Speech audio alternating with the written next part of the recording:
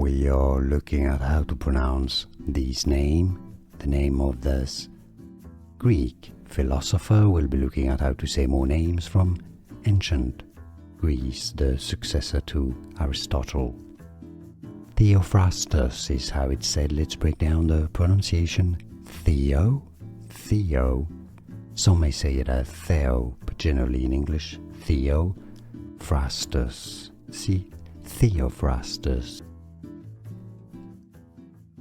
We are looking at how to pronounce this name, the name of this Greek philosopher. We'll be looking at how to say more names from ancient Greece, the successor to Aristotle. Theophrastus is how it's said. Let's break down the pronunciation. Theo.